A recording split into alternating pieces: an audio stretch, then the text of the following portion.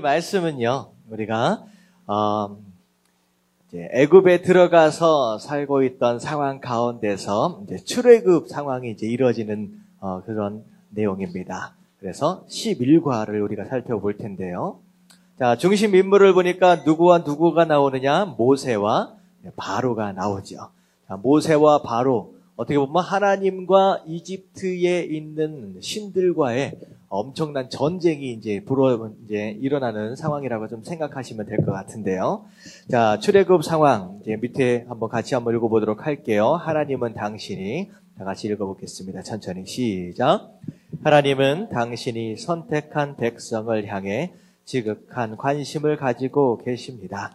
우리 눈에 보이는 하나님의 도움의 손길이 없다 하여 우리가 하나님의 관심에서 제외된 것이 아닙니다. 400여 년 동안 다른 나라의 지배 속에서 지내온 이스라엘 백성들을 향한 하나님의 사랑은 이스라엘 백성들이 생각한 것보다 더 깊습니다. 하나님은 이미 이스라엘의 고통을 알고서 그 고통에서 이스라엘 백성을 구원하시기 위한 한 사람 모세를 보이지 않게 오랫동안 준비시키시고 계셨습니다. 바로의 궁정에서 40년, 그리고 외로운 광야에서 40년, 도합 80년을 준비하시며 구원의 그날을 위해 기다리고 계셨습니다. 다만 이스라엘 백성들은 그 사실을 모르고 있었을 뿐입니다. 자, 이스라엘 백성들, 어떻게 보면 야곱의 가족들이 애굽으로 들어가서 어느덧 400년이라고 하는 시간이 흘러가고 있었습니다. 그런 가운데 처음에는 대접받으면서 들어갔었죠.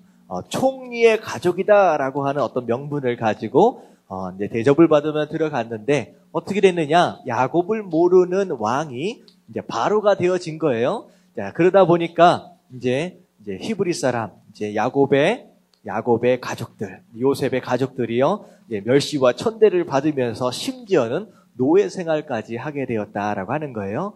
근데 백성들은 너무 힘들어서 아이고 죽겠다 이런 상황이었었는데 그 가운데서 하나님은 누구를 준비하셨어요? 이스라엘 백성들을 구원하시기 위해서. 사실 이미 아브라함 시대 때 하나님이 약속을 하셨죠. 이방에 객이 될 것이다라고 말씀하셨고 400년이 지난 다음에는 분명히 엄청나게 많은 무리들과 함께 이제 백성들과 함께 나올 것이다라고 하는 것을 이미 계획을 해두셨죠. 자, 그런 가운데 모세를 준비하셨다라고 하는 것.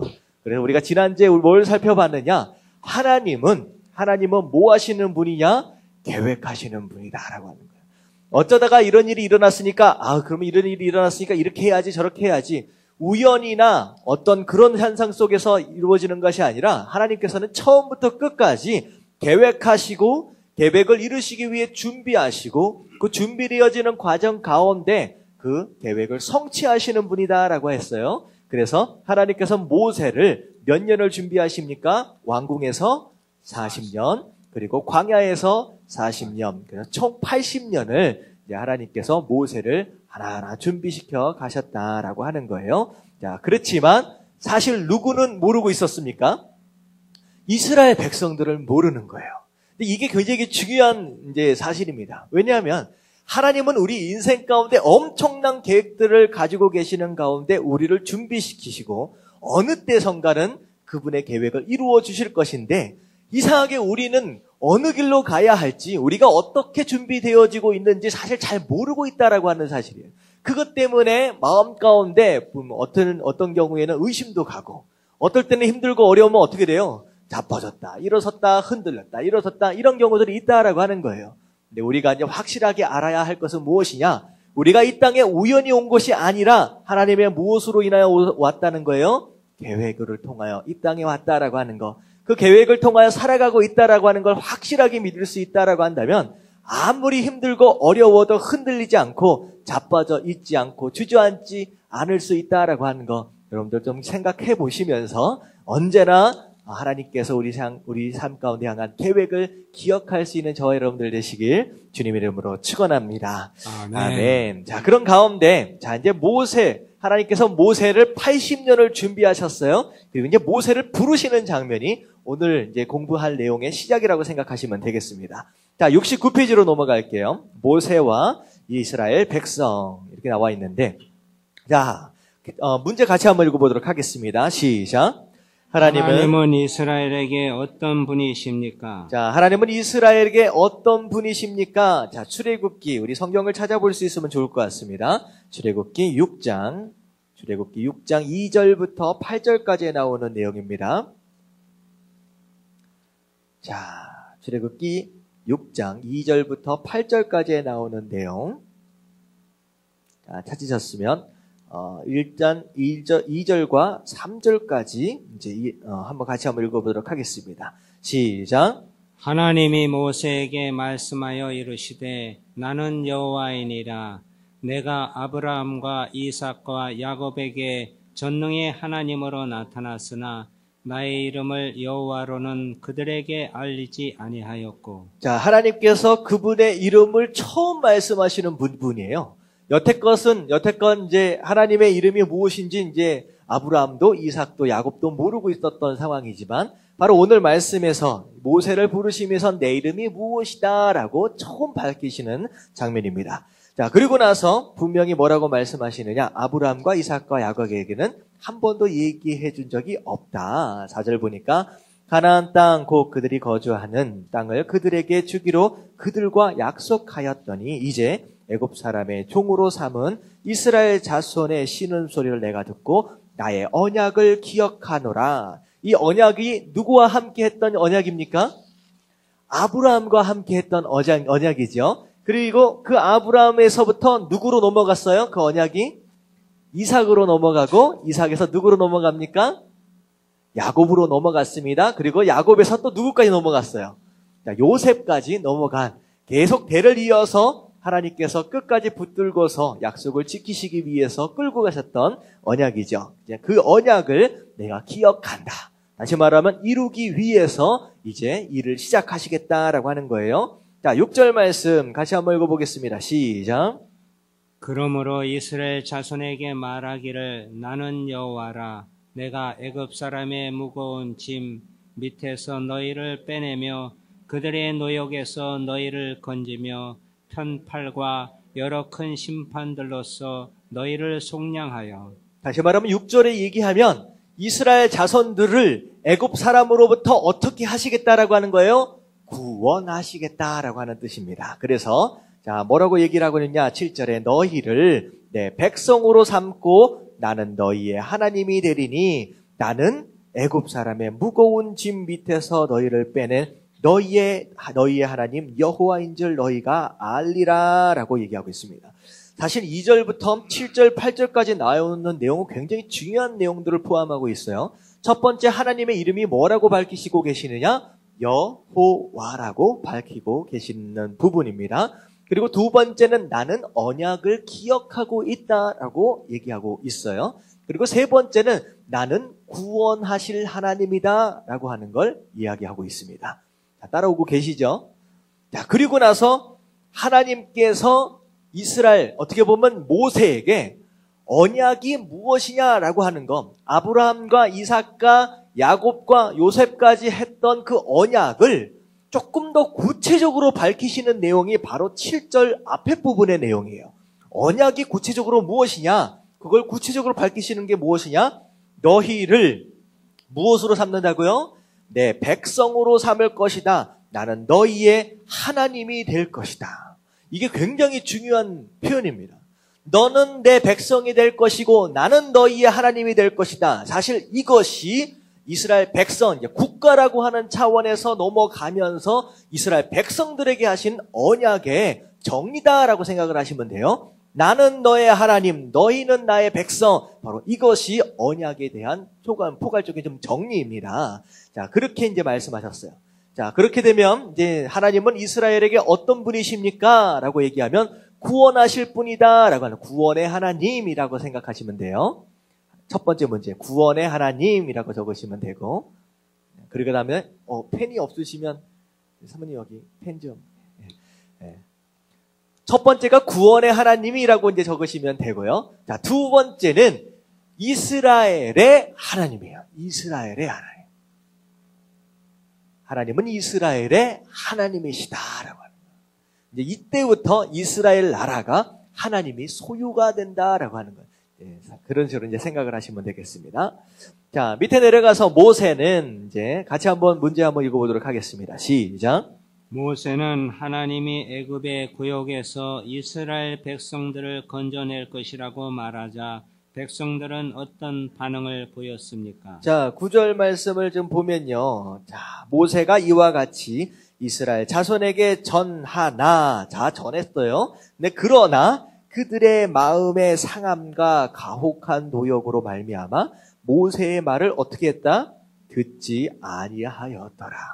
다시 말하면 갑작스럽게 노예 생활을 했던 것이 아니다라는 생각이 좀 드는 거예요. 잠깐 노예 생활을 하는 것이 아니라 몸에 인이 박혀버렸어요. 노예 생활 자체가. 그래서 너무 오래되다 보니까 내가 노예에서 풀려난다라고 하는 것 자체가 믿어지지를 않는 거예요. 어디서 갑자기 나타나가지고 뚱딴지 같은 소리를 하고 있느냐, 이 상황이 돼버린 겁니다. 아무도 들어주질 않는 거예요. 자, 그랬었다라고 하는 거. 자, 밑에 있는 팁 한번 같이 한번 읽어보도록 하겠습니다. 시작. 이스라엘 백성은 너무 오래 기다리며 고통이 심한 관계로 모세의 말을 듣지 않았습니다. 그러나 하나님은 아브라함과 이삭과 야곱과 맺은 언약을 기억하고 계셨습니다. 하나님은 약속을 끝까지 지키십니다. 하나님은 언약에 따라 일하시고 구원하십니다. 반면에 이스라엘은 언약을 잊어버렸습니다. 그것이 그들을 힘들게 했습니다.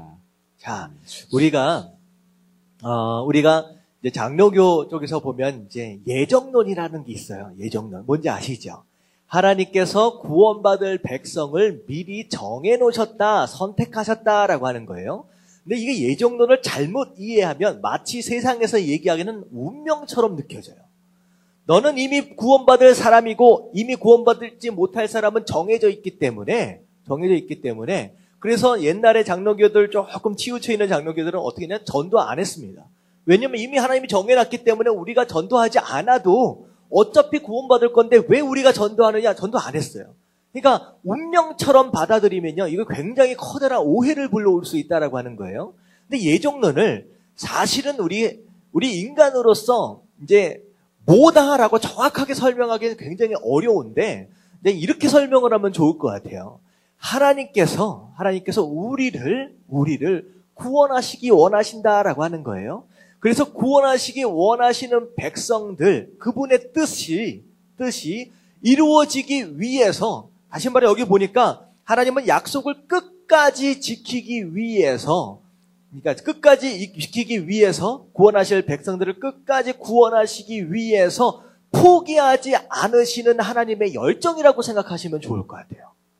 구원하실 백성들, 하나님께서 사랑하시는 그들의 백성들을 끝까지 포기하지 않는다라고 하는 하나님의 열정이라고 생각하시면 조금 더 우리 마음가에 더 와닿지 않을까라는 생각이 듭니다. 그래서 일단은 하나님은 분명히 약속하셨고 그분의 백성들을 구원하시기를 작정하셨다라고 하는 거예요. 비록 그의 백성들이 듣든 상관이 없이 그분께서는 그분이 작정하신 것을 무슨 일이 있어도 이루시고야 말 것이다 라고 하나님의 열정이 있는 거예요. 말 것이다 라고 하는 하나님의 열정. 이게 우리가 눈에 보이기는 이미리 정해놓으신 것처럼 느껴진다라고 하는 거예요. 그래서 그런 식으로 생각하실 수 있으면 조금 더 이해가 쉽지 않을까라는 생각을 해보게 됩니다. 어쨌든 우리가 사실 이해하기 쉽지 않는 내용이에요.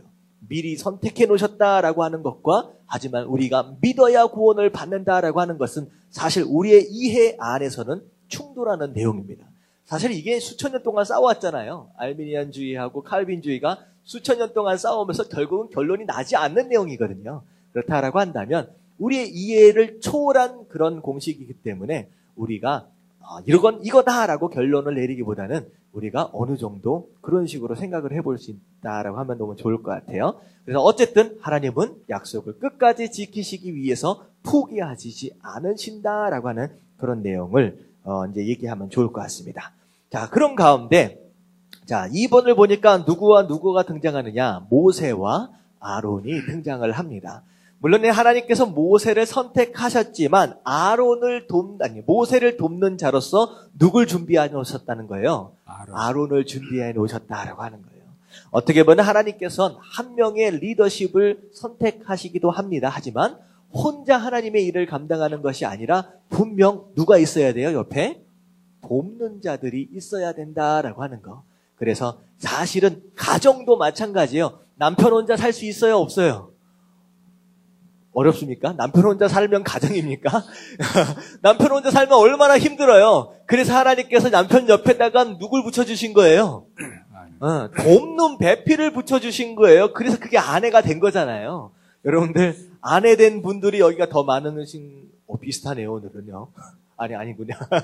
아내 된 자로서 여러분들 남편을 도우시길 주님의 이름으로 축원합니다. 돕는 자로서 붙여주셨다는 거예요. 그리고 남편은 무엇을 생각해야 되느냐? 나 혼자 독불장군처럼 내 마음대로 하겠다. 이게 아니라는 거예요. 하나님께서 붙여주신 돕는 배필의 말을 잘 들을 수 있어야 된다라고 하는 거. 그래서 보니까 모세 혼자가 아니라 아론을 옆에 또 붙여주셨다라고 하는 것이죠.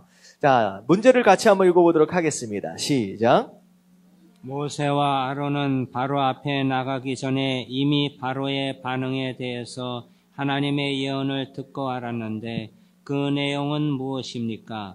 이때 아론과 모세의 나이는 몇입니까? 자, 이게 무슨 상황이 벌어졌느냐? 이제 7장 1절 말씀을 좀 보도록 하겠습니다. 7장 1절 말씀. 쭉 7절까지 이제 그렇게 많이 길지는 않으니까요. 천천히 한번 읽어보도록 할게요. 시작. 여호와께서 모세에게 이르시되 볼지어다 내가 너를 바로에게 신같이 되게 하였은즉 내 영 아론은 내 대언자가 되리니 내가 내게 명령한 바를 너는 내 영 아론에게 말하고 그는 바로에게 말하여 그에게 이스라엘 자손을 그 땅에서 내보내게 할지니라. 자, 여기까지만요. 자, 모세를 보내시는데 실제로 바로와 대화를 하게 되는 사람은 누구입니까? 아론이에요. 그러니까 모세가 바로를 찾아가서 내 백성들을, 하나님의 백성들을 놔달라라고 얘기한 게 아니라 옆에 있는 아론이 얘기하는 거예요. 그러니까 어떻게 보면 모세는 바로 앞에서 한마디도 안 하는 거예요. 그러니까 한마디도 안 하고 지팡이만 한번 들고 내렸다가 어떻게 하니까 막 기적들이 나중에 일어나잖아요. 그러니까 바로의 눈에 볼 때에 아론은 말하는 자지만 모세는 뭐 하는 사람, 뭐처럼 느껴지는 거예요? 마치 신처럼 느껴지는 거예요. 그러니까 바로의 눈에 볼 때 이 모세가 너가 이제 신처럼 보여지게 됐거든요. 이게 신비주의 있잖아요. 말 한마디도 안 하고 행동 하나만으로 엄청난 기적들이 막 일어나니까 그런 일들이 벌어진다라고 하는 거예요. 네, 그런 일들이 벌어지지만 어떻게 된다는 거예요? 3절부터 계속 읽을게요. 시작. 내가 바로의 마음을 완악하게 하고 내 표징과 내 이적을 애굽 땅에서 많이 행할 것이나 바로가 너희의 말을 듣지 아니할 터인즉 내가 내 손을 애굽에 뻗쳐 여러 큰 심판을 내리고 내 군대 내 백성 이스라엘 자손을 그 땅에서 인도하여 낼지라. 자, 뭐라고 말씀하셨느냐? 네가 아무리 많은 기적들을 일으킨다라고 할지라도 바로가 네 말을 들을 것이다, 안 들을 것이다? 안 들을 것이다라는 거예요. 아니, 안 들을 것인데 왜 보내냐는 거예요. 여기서 우리가 이제 생각할 필요가 있어요. 하나님이 분명히 안 들을 것이다라고 한다면 왜 기적들을 왜 보여주시냐라고 하는 거예요. 근데요, 우리 생각에는 이해가 안 가요. 어차피 말 안 들을 바로 앞에서 기적들을 보여주실 이유가 없는데 그럼에도 불구하고 기적들을 보여주시는 이유가 무엇이냐? 바로 그 밑에 나오는 내용이에요. 5절부터 또 읽어볼게요. 시작. 내가 내 손을 애굽 위에 펴서 이스라엘 자손을 그 땅에서 인도하여 낼 때야 애굽 사람이 나를 여호와인 줄 알리라 하시니. 결국은 처음에는 말을 안 듣지만 그런 모든 과정들을 통하여서 하나님이 누구다라고 하는 걸 깨닫게 된다는 거예요. 여호와다라고, 여호와 하나님이 진짜 하나님이다라고 하는 걸 깨닫도록 하시기 위한 목적을 이루시기 위해서 비록 듣지 않을지언정 10가지 재량을 지나쳐서 가신다라고 하는 거예요. 마찬가지입니다. 우리 인생 가운데서 하나님께서 어떤 일들을, 어떤 도우심들과 여러 가지 일들을 행하시는데 잘 안 될 때가 있어요. 잘 안 되는데 왜 이런 일들이, 왜 이렇게 왜 인도에 가실까 이해가 안 되지만 나중에 지나쳐서 가다 보니까 결론적으로 볼 때에 뭘 깨닫게 되느냐? 아, 하나님이 진짜 하나님이구나라고 하는 걸 깨닫도록 하실 때가 있다라고 하는 거예요. 그러니까 중간에는 이해가 안 가도 결론에는 이해가 가기 때문에 우리가 좀 참을 필요가, 기다릴 필요가 있다라고 하는 거죠. 그래서 6절에 보니까 모세와 아론이 여호와께서 자기들에게 명령하신 대로 행했다. 다 순종했다라고 하는 거예요. 7절 말씀 다 같이 시작. 그들이 바로에게 말할 때 모세는 80세였고 아론은 83세였다. 자, 누가 형이에요? 네, 아론이 형입니다. 그래서 아론이 모세보다 3살이 많았습니다. 그래서 여기다 답을 뭐라고 적어야 되느냐? 모세는 80세, 아론은 83세 이렇게 적으시면 됩니다. 자, 그렇게 해서 자, 밑에 팁을 볼게요. 모세가 행하는 재앙은 시작. 모세가 행하는 재앙은 하나님의 이름을 나타내기 위해서입니다. 애굽 사람이 여호와인 줄 알게 하기 위해서입니다. 그러나 바로는 강팍해서 하나님의 표적을 믿지 않을 것입니다. 마음이 강팍하면 아무리 표적이 일어나도 믿지 않습니다. 그러나 마음이 겸손하면 표적이 없어도 믿게 됩니다. 아론과 모세가 80살이 넘었다는 것은 인간의 힘이 아닌 하나님의 능력으로 바로 앞에 서는 것을 의미합니다. 비록 늦게 시작해도 하나님이 붙잡으면 위대한 일을 할 수 있습니다. 누구에든지 늦은 시간이란 없습니다. 자, 여기 중요한 얘기들을 하고 있는데요. 사실 사람은요, 기적과 이적을 믿을 만한 능력이 사실 사람에게는 없습니다. 기적과 이적이 우리의 삶을 변화시키는 게 아니라 뭐가 우리 삶을 변화시키느냐? 우리의 마음의 자세가 더 중요하다는 거예요. 겸손한 마음이 훨씬 더 중요하다라고 하는 것입니다. 만약에 기적과 이적을 통하여서 우리가 믿음을 얻게 되고 그것으로 말미암아 구원받게 된다라고 한다면요. 이스라엘 백성들 40년 동안 광야 생활했던 이스라엘 백성들은 다 구원을 받았어야 돼요. 다 가나안 땅 안으로 들어갔어야 돼요. 하지만 이스라엘 백성들 얼마나 많은 기적들을 봤습니까? 출애굽하기 전에 10가지 재앙을 그들은 눈으로 보고 피부로 경험한 사람이에요. 홍해가 갈라지는, 다시 말하면 세계에서 가장 큰 뭘 본 거예요? 대형 수족관을 본 거예요. 하나님께서 물을 말리셨어요. 밤새도록 물을 말리셔서 바람 동풍이 불도록 해서 물을 말리셔서 옆에 물이 뭐처럼 쓰도록 만드셨느냐? 벽처럼 쓰도록 만드셨어요. 한번 생각해 보세요. 바람이 불어가지고 이게 물이 밀려나가면서 옆에 벽처럼 물이 섰다라고 한다면요. 마치 수족관처럼 그 안에 물고기들이 다 보이는 거예요. 세계에서 가장 큰 수족관이 되는 거예요. 엄청난 기적을 봅니다. 그걸 가로질러 갔어요. 그러고 나서 애굽 병사들 따라오니까 이 물이 합쳐지면서 그 안에서 얼마나 많은 군사들이 물에서 죽으면 뭐라 그러죠? 수장된다 그러잖아요. 완전히 수장되는 그런 모습을 눈으로 목격한 사람들입니다. 그리고 광야 가운데서 뭐가 있었습니까? 불기둥과 구름기둥을 통하여서 정말로 밤에는 춥지 않도록 그리고 어둡지 않도록 환하게 비춰지고 낮에는 덥지 않도록 그늘을 만들어 주신 가운데 인도하여 주시고 낮에 아침에 일어나면 뭐가 막 내려가 있어요? 하얀 눈처럼 만나가 막 내려와가지고 막 갑자기 때가 되면 메추라기가 까맣게 몰려오더니 우두두두두 떨어져가지고 그거 가지고 고기 구워서 먹고 별일이 다 있었잖아요. 목마르다라고 하니까 바위에서 막 물이 막 나오는 거예요. 전쟁에서 전쟁을 막 하니까 어떻게 돼요? 막 기도하니까 막 이기고 어느 순간에는 막 하늘에서 막 뭐가 떨어져요? 우박이 막 떨어져가지고 우박이 이렇게 전쟁을 하면요 다 섞여서 싸우잖아요. 그렇지요? 이렇게 줄 세워서 싸우지 않거든요. 와 하고 부딪히면 이게 다 섞이잖아요. 근데 무슨 우박이 떨어지는데 딱 적군들 머리에만 떨어지는 거예요. 나는 하나도 안 맞고 막 떨어지는데 그런 일들을 40년 동안 경험했어요. 그런 이게 기적이고 그게 이적이거든요. 그걸 보고도 믿지 못했던 이스라엘 백성들을 우리가 생각해 본다라고 한다면 정말로 우리가 붙들고 사모해야 될 것은 기적과 이적이 아니라 뭐라는 거예요? 말씀이에요. 여호와의 말씀 안에 있지 않으면요, 결국은 별의별 것을 다 보여준다라고 할지라도 다 자빠지고 다 원망하고 다 쓰러진다라고 하는 거예요.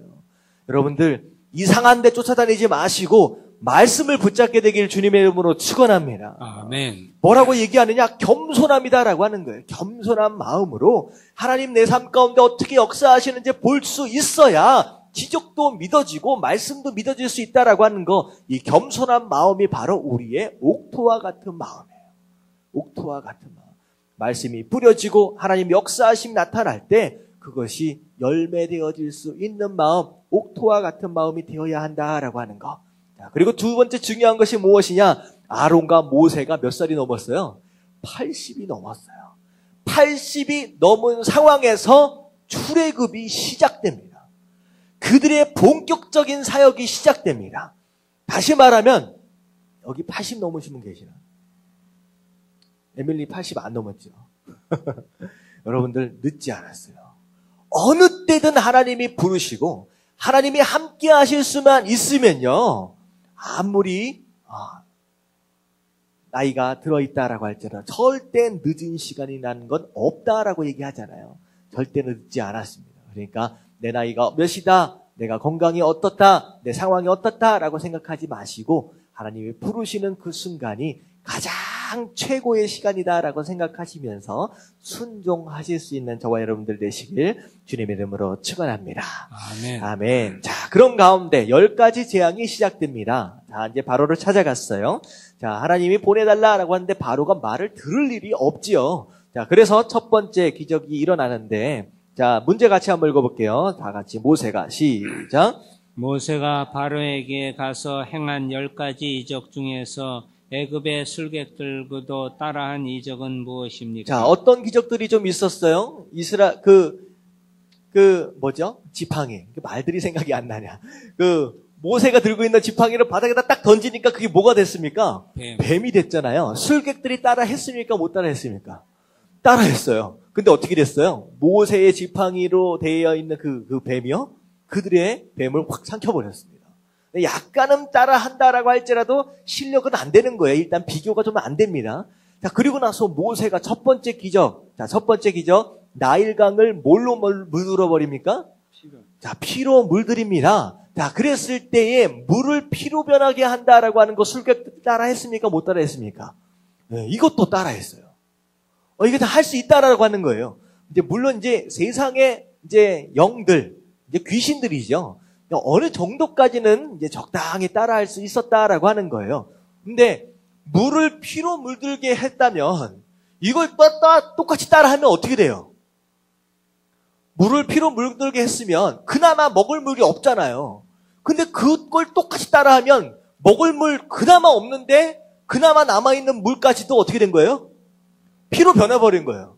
이게 어떻게 됩니까? 악화된 상황을 더 어떻게 만들어버린 거예요? 더 안 좋게 만든 거예요. 오히려 좀 능력이 있다라고 한다면 물을 피로 만들었으면 거꾸로 피된 물을 다시 물로 바꾸든지 그래야 좀 대결이 되잖아요. 오히려 그들이 따라했다는 것이 오히려 그들의 백성을 더 어렵게 만들었다라고 하는 것이죠. 그런 잔재주로 일단은 몇 가지 정도는 따라할 수 있었다라고 하는 거예요. 자, 그리고 나서 개구리에 대한 재앙. 개구리까지도 따라한 것 같아요. 지금 보니까. 그래서 이제 보니까 이제 첫 번째 재앙이 이제 피재앙입니다. 그리고 나서 개구리에 대한 재앙이 이제 나일강에서 개구리 떼들이 막 올라오기 시작하는데, 자, 여기까지가 이제 따라했을 수 있는 것 같아요. 그리고 나서 세 번째 이적으로 넘어가는데, 자, 문제 같이 한번 읽어보겠습니다. 세 번째, 시작.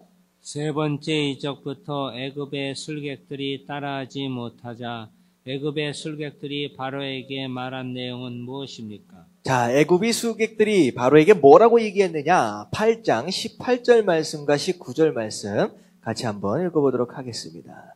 8장 18절부터 19절까지 말씀 다 같이 시작.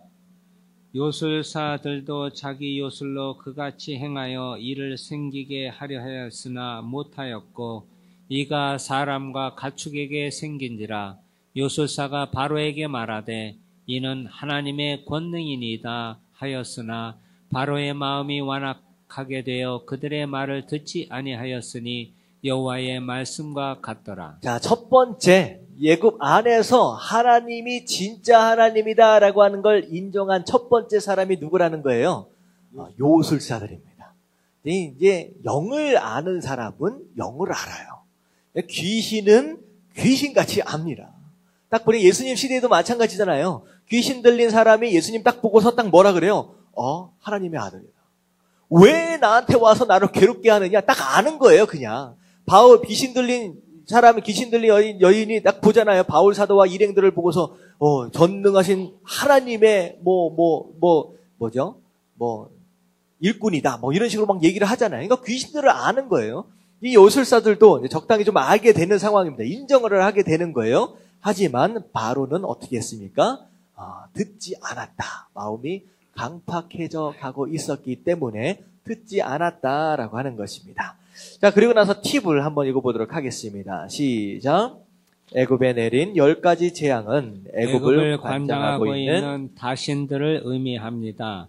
자연신을 믿는 애굽의 사람들과 창조주 하나님을 믿는 모세와의 싸움입니다. 일종의 애굽신과 하나님이 벌이는 신들의 전쟁입니다. 오늘날에도 자연과 물질의 신을 믿는 사람들이 많이 있습니다. 인간의 술수는 잠시 동안은 통합니다. 어느 정도는 흉내를 낼 수 있습니다. 그러나 시간이 지나면 거짓이 드러납니다. 술객들은 재앙을 자신들이 행하지 못함을 보고 하나님의 능력이라고 고백을 하지만 바로는 끝까지 강팍하며 듣지 않습니다. 자, 그래서 이제 10가지 재앙. 바로가 이제 인정하지 않고 강팍한 마음으로 인하여서 10가지 재앙까지를 이제 가게 되는 거예요. 그리고 이 모든 것들이 신들의 전쟁이다라고 얘기할 정도로 애굽의 신들, 그들이 믿고 있었던 자연과 어떤 그런 물질에 대한 신들을 하나님께서 하나씩 진멸하시는 장면이라고 생각하시면 되겠습니다. 자, 그래서 10가지 재앙과 바로에서 이적을 행할수록 바로는 잠깐 순종하는 듯 하다가 힘드니까요. 갑자기 뭐가 일어나고 뭐가 죽고 막 그러니까 알았어 들어줄게 라고 얘기를 했는데 나중에 그 재앙이 싹 사라지니까 살만하니까 절대 못 들어주겠다. 마음이 막 왔다 갔다 하는 거예요. 자, 결국에는 거부하는 아주 강팍함을 드러냅니다. 하나님이 택한 기적의 내용들을 말해보고 바로는 몇 번의 재앙에 항복을 하게 됩니까? 라고 해서 몇 번의 재앙에 항복을 해요? 10번째까지 가게 된다라고 하는. 사실 하나님께서 10번을 미리 정하셨는가? 라고 할 수도 있는데 사실 10번은 누구 때문에 10번이 된 거예요? 바로 때문이에요. 바로가 끝까지 버팀으로 인하여서 10번까지 가게 된 거죠. 자, 첫 번째가 피해 재앙이었습니다. 그 당시 애굽 땅에서 가장 강력한 신이라고 생각하시면 돼요. 나일강. 이 나일강 때문에 애굽이라고 하는 나라가 존재하는 거예요. 이 나일강이 만약에 없다라고 한다면 아무 농사도 아무 목축업도 아무런 산업도 이루어질 수가 없습니다. 이 나일강 때문에 존재하는 거예요. 네, 결국 강력한 신 나일강을 하나님 먼저 치시죠. 자, 그 다음에 개구리를 치세요. 이제 두 번째가 개구리였어요. 자, 개구리는 무엇을 의미하느냐? 다산의 상징이야, 다산. 애를 많이 낳는다. 그 개구리가 알을 낳으면 얼마나 많이 낳아요? 바글바글 나오면 거기서 올챙이가 막 나오잖아요. 그러니까 사람이 무슨 개구리처럼 알을 낳을 수 있는 것은 아니지만 그렇게 자녀들을 많이 낳아야 된다라고 하는 거. 그래서 사실 오늘날에도 마찬가지예요. 근데 이 당시에는요, 국력은 국민의 수예요. 얼마나 많은 국민이 있느냐가 바로 군사력이거든요. 그렇기 때문에 많이 자녀를 낳는 것만큼 축복이 없는 거예요. 그래서 첫 번째 다산의 상징이라고 생각되는 개구리를 치신 것이다라고 하는 거. 자, 이를 쳤다라고 하는 거. 그럼 이의 재앙이죠. 세 번째가 이의 재앙. 이것은 왜 이였는지, 이를 어떻게 섬겼는지는 잘 모르겠습니다. 근데 이를 섬기는 어떤 그런 모습의 신들이 좀 있었다라고 하는 거예요. 그 다음에 네 번째가 파리 재앙입니다. 파리도 그들이 섬기는 신들 가운데 하나였다라고 생각하시면 됩니다. 파리. 자, 다섯 번째가 악질이에요. 악질. 자, 이것은 이제 짐승들에게 전염병인지 보는 거예요. 그래서 짐승들이 죽게 되는 상황이 벌어지는데, 자, 이것은 이제 애굽에서 숫소와 암소, 소를 섬기는 그런 신이 있었다는 거예요. 소를 섬기는. 이 소를 섬기니까 그때 당시에 가축들이 막 다 죽게 되니까 그들의 신을 치신 거죠.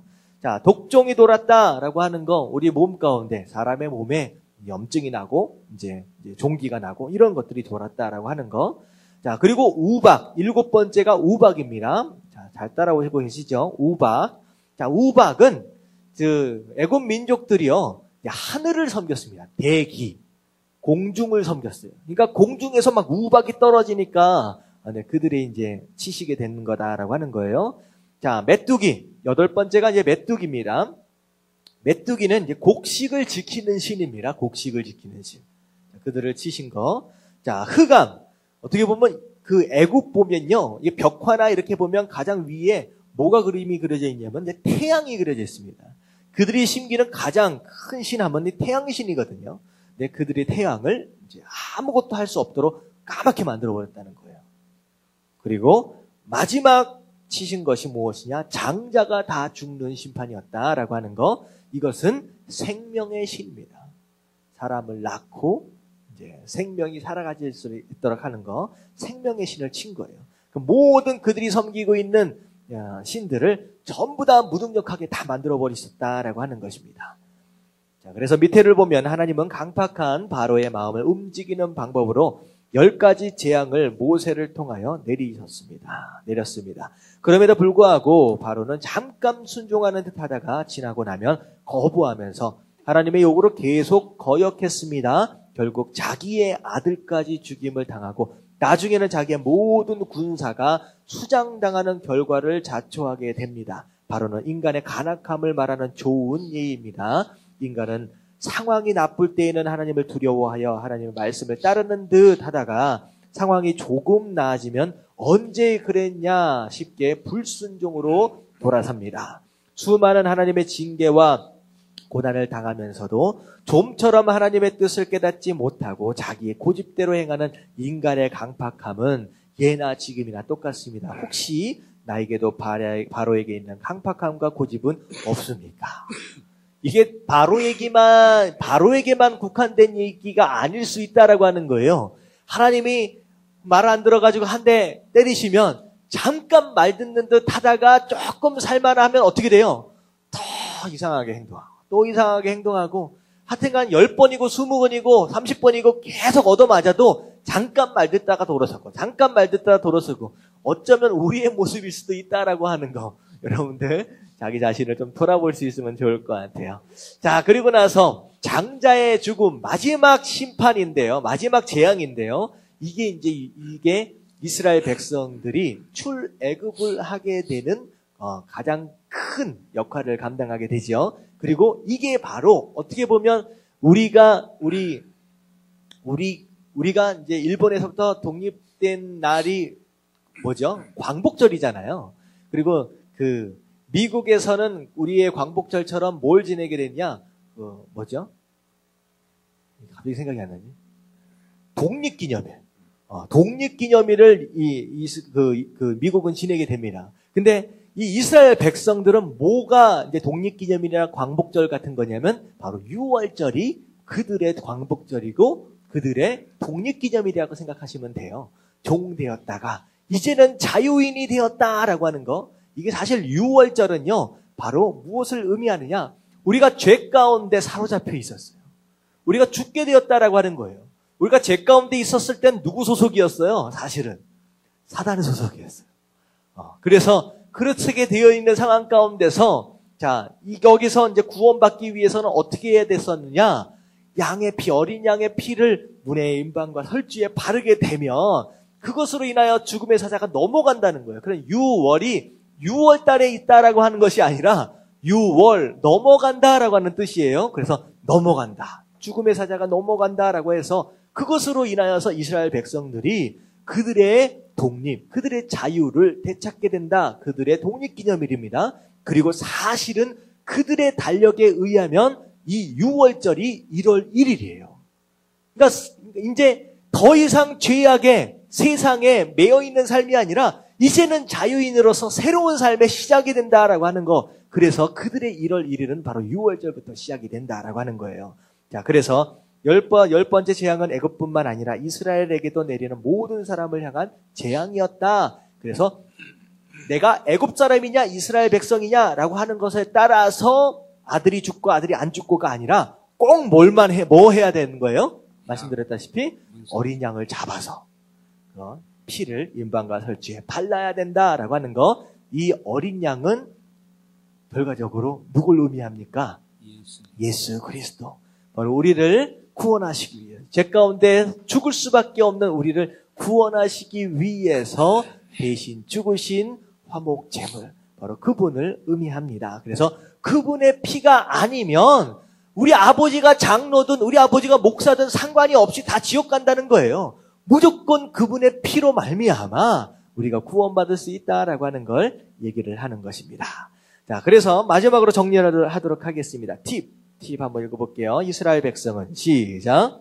이스라엘 백성은 10번째 죽음의 무서운 재앙을 피하기 위하여 하나님이 제시하신 유월절을 지킵니다. 지금도 이스라엘 백성들은 이것을 기념하여 대대로 유월절을 지키고 있습니다. 유월절에 양의 피를 각 집의 문설주에 바르는 것은 구원의 상징입니다. 구원은 집단적이 아니라 개인적입니다. 유월절에 이스라엘 백성들은 각 가족대로 그 가족을 위하여 어린 양을 취했습니다. 장자는 가족 중에 한 사람만 있습니다. 그 가정의 문지방에 어린 양의 피가 발라져 있을 때 죽음의 사자가 넘어가게 됩니다. 내가 피를 볼 때 너희를 넘어가리니 유월 재앙이 너희에게 내려 멸하지 아니하리라. 죽음은 인간의 힘으로 해결할 수 없는 것으로 오직 어린 양의 피가 있는 가정만 죽음에서 해방될 수 있습니다. 유월절의 어린 양은 예수 그리스도를 상징합니다. 오늘 나에게도 예수 그리스도의 피가 없으면 영원히 죽게 됩니다. 죄를 지은 인간은 하나님의 영원한 심판을 면치 못합니다. 그러나 어린 양의 피인 예수님의 피가 있으면 우리는 하나님의 심판에서 제외됩니다. 하나님의 구원은 오직 피를 보고 넘어갑니다. 아무리 인간의 행위가 바르고 선한 양심을 가지고 있어도 그것이 우리의 죽음을 해결하지는 못합니다. 자, 결과적으로 우리가 아무리 착하게 산다라고 할지라도 예수 그리스도의 피가 우리 안에 없다라고 한다면 어떻게 돼요? 구원받을 수 있어요? 없어요? 없다라고 하는 거. 그래서 누구나 예수 그리스도의 피, 보혈의 은혜를 기억하며 항상 믿고 따라야 된다라고 하는 거 기억하실 수 있게 되길 주님의 이름으로 축원합니다. 아멘. 그래서 결과적으로 10가지 재앙을 통하여서 하나님이 진짜 하나님이다라고 하는 것을 애굽과 온 세상에 드러나 보이시게 되었다라고 하는 거, 그게 바로 이제 출애굽 사건에 일어났던 이야기입니다.